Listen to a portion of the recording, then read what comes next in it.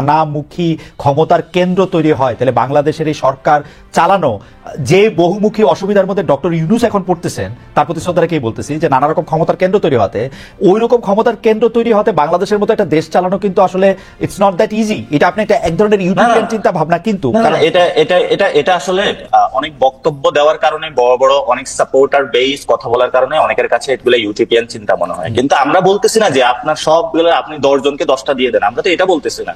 আপনি balance of power করেন, আপনার জবাবদিহিতার জায়গাটা কোথায়? আপনি সংসদে যখন যাচ্ছেন তখনও জবাবদিহিতা নেই, বিচারালয়ে যাচ্ছেন জবাবদিহিতা নেই। আপনি যখন নির্বাহী বিভাগে, আপনি আমাকে এক্স্যাক্টলি বলেন তো ডক্টর ইউনূসের জবাবদিহি কার কাছে আছে? আপনার যে সরকারটা প্রলং করতেছেন এইটার জবাবদিহি না, এটা আমি স্ট্রংলি বিরোধিতা করি, কারণ আমরা ডক্টর ইউনূসের সরকারকে প্রলঙ্গিত করার কোনো ইচ্ছা আমাদের নাই। ঠিক আগের বক্তব্যে আপনার বক্তব্যের সারাংশই তাই ছিল যে উনি যেভাবে দেশ চালাচ্ছেন, উনি যেই উদাহরণগুলি সৃষ্টি করছেন, উনি যেভাবে এটা করছেন, আপনি বলতেছেন না, কিন্তু উনি কার কাছে?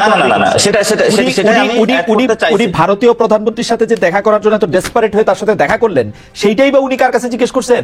চীনে গিয়ে উনি কারে কি কি বলবেন টলবেন, সেইটাই বা কোথায় আলোচনা করছেন? হ্যাঁ, সেটাই যে আপনি যখন বললেন যে আমার বক্তব্যের সারাংশ আসতেছে যে ডক্টর ইউনূস প্রলঙ্গিত, কিন্তু সেখানে আমি বলছিলাম যে 1000 যারা শহীদ হয়েছিল, আমরা যারা মাঠে লড়াই করেছিলাম, আমরা বলেছিলাম ডেমোক্রেটিক একটা প্রক্রিয়ার মধ্যে দেওয়ার জন্য। ডেমোক্রেটিক প্রক্রিয়ার মধ্যে যখন আমি এই কথাটা বলতেছি, তখন আমরা এই কথার সাথে কিন্তু সাংঘর্ষিক ডক্টর ইউনূসকে প্রলঙ্গিত করা, ফলত আমরা ডক্টর ইউনূস কতদিন থাকবে সেই বিষয় বা প্রলঙ্গিত করা এই বিষয়ের সাথে আমরা একমত নয়। আমরা বলেছি ডেমোক্রেটিক একটা প্রক্রিয়ার মধ্যে যাওয়া, একটা সিস্টেম ডেভেলপ করা বা একটা সংস্কার প্রক্রিয়া জায়গা, যেখানে জনগণের কাছে জবাবদিহিতা থাকবে। সেকেন্ড, যে আপনি বললেন যে ইউনূস স্যার হলো, তাহলে সেখানে ইউনূস স্যার যখন আসলেন তখনই কিন্তু মির্জা ফখরুল একটা স্টেটমেন্ট দিয়েছিল এবং বিভিন্ন দল স্টেটমেন্ট ছিল, এটা জনগণের একটি কল্যাণ বয়ে আনবে। এবং যখন চায়নাতে উনি সফর করেছিলেন, সেখানে ইকোনমিক সিচুয়েশন গুলা নিয়ে উনি সবার সাথে আলোচনা করেছেন এবং সবাই সেটা কিন্তু একসাথে হলো তাকে সে আশীর্বাদটা দিয়েছে এবং বলেছে যে আপনি এই কাজটা বাংলাদেশের জন্য ভালো কিছু বয়ে আনবে। এখন আমরা স্টেট লেভেলের যে জায়গায় ফ্যাক্ট বেসিসে আমাদের উপরে যদি কেউ নিপীড়ন চালিয়ে থাকে, সেখানে কিন্তু আমরা বিরোধিতা করি। দ্যাট ডাজন্ট মিন আমি কি ওয়ার্ল্ড স্টেজে থাকবো না, ওয়ার্ল্ড স্টেটে স্টেট পর্যায়ে কিন্তু সেই কথাগুলো থাকবে। এবং আপনি যখন আপনি যখন অ্যাকাউন্টেবিলিটির কথা বলতেছেন, তখন আমি বলতেছি যে ডক্টর ইউনূস সরকারের মানে ব্যক্তি দিয়ে তো আমরা আসলে সরকারটা বিবেচনা করতে পারবো না। ডক্টর ইউনূস হইতে পারেন যে অনেক ভালো ডিপ্লোম্যাট, অনেক কিছু উনি বোঝেন, তো কিন্তু উনি কার কাছে জবাবদিহি করছেন বা এই ধরনের সরকারের পক্ষে কারো কাছে জবাবদিহি করা সম্ভব কিনা, আমি সেই জায়গাটা জানতে চাইছিলাম।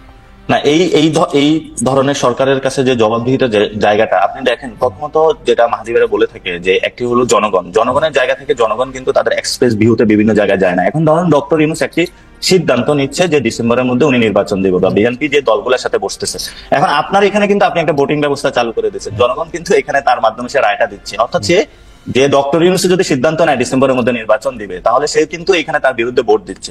ফলত এইভাবে অনেকগুলো ওয়েতে তারা কিন্তু তাদের ভিউজ গুলা তাদের এক্সপ্রেস করতেছে এবং তারা সেই জায়গাতে কিন্তু কাজ করতেছে। এখন আপনি কি চিন্তা করেন ডক্টর ইউনূস এমন যদি কালকে হলো দেশের স্বার্থ বিরোধী কোনো কাজ করে থাকে, জনগণ এখানে হলো মুখে আঙ্গুল চুষে বসে থাকবে? এটা থাকবে না কখনোই।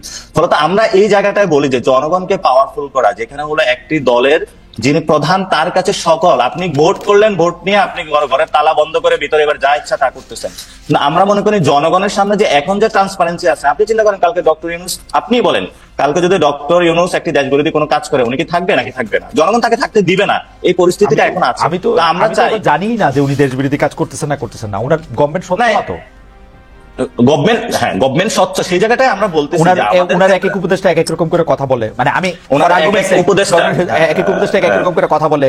ডক্টর ইউনূসের মানে স্বাস্থ্য ক্ষেত্রে উনি কি করছে এই জবাবদিহি চাইলে আমি কার কাছে যাবো জবাবদিহি? স্বাস্থ্য উপদেষ্টা আমাদের কাছে কিছু বলে যে উনি কি করতেছে? আমাদেরকে আইন উপদেষ্টা আমাদেরকে নিয়মিত বলে, আইন উপদেষ্টাও কিছু বলে না, স্বাস্থ্য উপদেষ্টাও কিছু বলে না। তাহলে কে সেই ক্ষেত্রে স্বরাষ্ট্র উপদেষ্টা কেমন ভালো? আচ্ছা, তাহলে আপনি বলেন যে ডক্টর ইউনূস কি স্টেট? হ্যাঁ, ডক্টর ইউনূস স্টেট না, স্টেটের যতগুলো অর্গান। এই জন্য তো আমাদের কাছে সংস্কারের প্রশ্নটা আসতেছে, যাতে আমার স্বাস্থ্য সংস্কারটা হয়, যাতে আমার আইনের সংস্কারটা হয়। আমি তো মাহাদির বক্তব্যের সাথে একমত, সেজন্য তো এটা জনগণের ম্যান্ডেট নিয়ে সংস্কারটা করা উচিত না। আপনি কি না, আমরা তো বলতেছি না যে জনগণের কোনো ম্যান্ডেট হবে না, এখানে জনগণের ম্যান্ডেট ছাড়া যে সরকার হবে এই কথাটা কি আমরা একবারও বলেছি?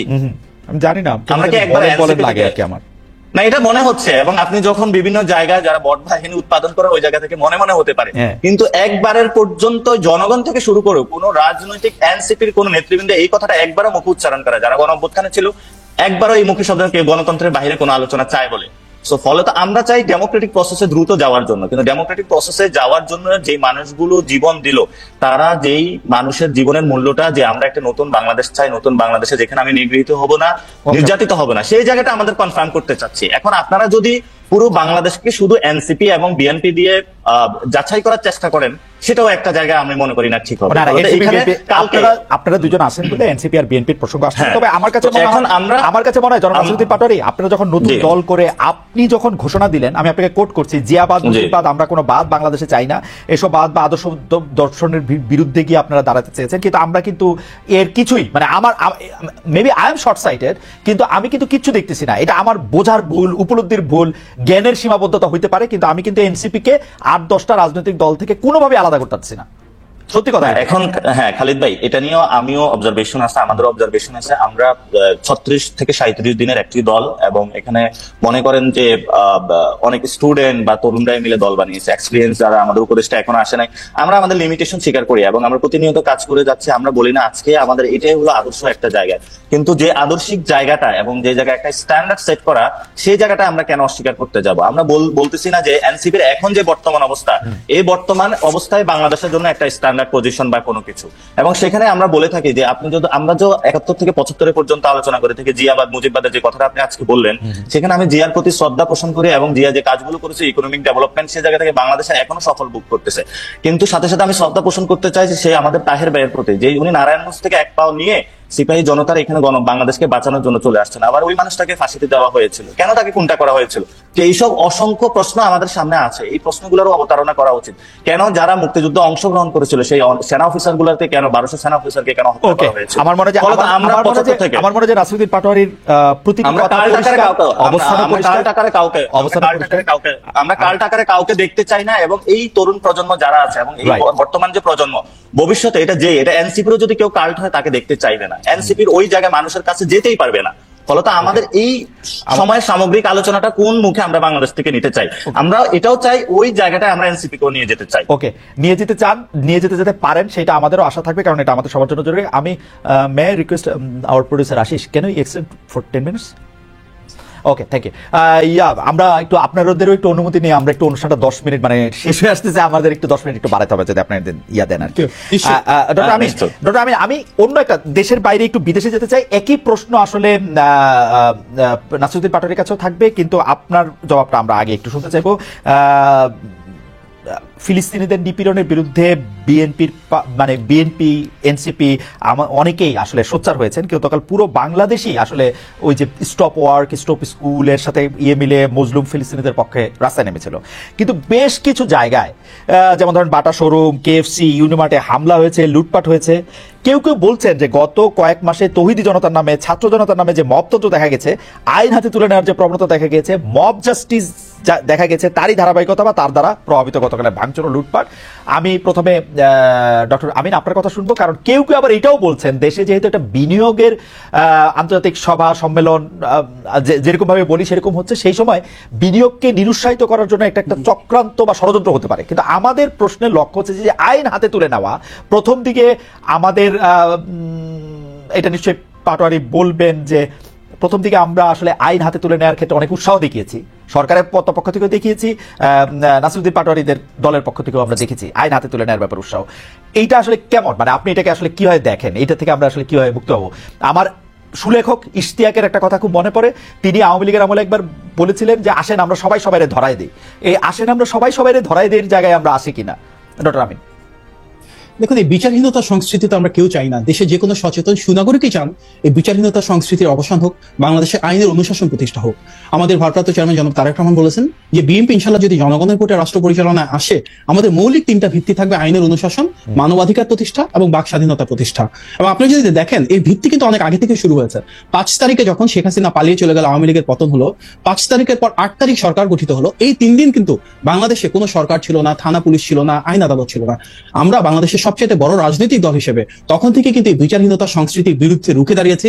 সেই সময় 5 থেকে 8 তারিখ পর্যন্ত আগস্ট মাসের এই 3টা দিন প্রতিটি এলাকায় এলাকায়, পাড়ায় পাড়ায়, মহল্লায় আমরা সাধারণ মানুষের পাশে থেকে সুরক্ষা দিয়েছি, প্রতিরক্ষা দিয়েছি, যার মূল কারণ ছিল বাংলাদেশে যে আমরা সবাই ফ্যাসিবাদের বিরুদ্ধে ঐক্যবদ্ধ, রাজনৈতিক জিঘাংসা প্রতিহিংসার উপরে দাঁড়িয়েও আমরা যেভাবে সবার সুরক্ষা নিশ্চিত করতে পারি সেটা এস্টাবলিশ করা। এর পাশাপাশি পূজার সময় কি হয়েছে, দেশি বিদেশি ষড়যন্ত্র ছিল, অনেক অপপ্রচার ছিল, অনেকগুলো পূজা মণ্ডপে হামলার সেখানে সম্ভাবনা ছিল। তখনই কিন্তু দেশের সবচাইতে বড় রাজনৈতিক দল হিসেবে আমরা আমাদের সর্বস্তরের নেতাকর্মীদেরকে মাঠে মোবিলাইজ করেছি। নেতৃত্বের পাশাপাশি যারা কর্মী রয়েছেন প্রত্যেকে বলেছি যে পূজা মণ্ডপগুলোতে আমাদের হিন্দু ধর্মাবলম্বী যেসব ভাই বোন রয়েছেন ওনাদের পাশে দাঁড়িয়ে নিরাপত্তাটা নিশ্চিত করবার জন্য। সুতরাং গত 8 মাসে যখনই দেশে অস্থিতিশীলতা সৃষ্টি হয়েছে আমরা আমাদের দিক থেকে দায়িত্ব পালন করেছি। সরকারের প্রতি আমাদের আহ্বান থাকবে ওনারাও যেন ওনাদের দিক থেকে আইনের অনুশাসন প্রতিষ্ঠার এই দায়িত্বটুকু পালন করে। ডক্টর আপনি যদি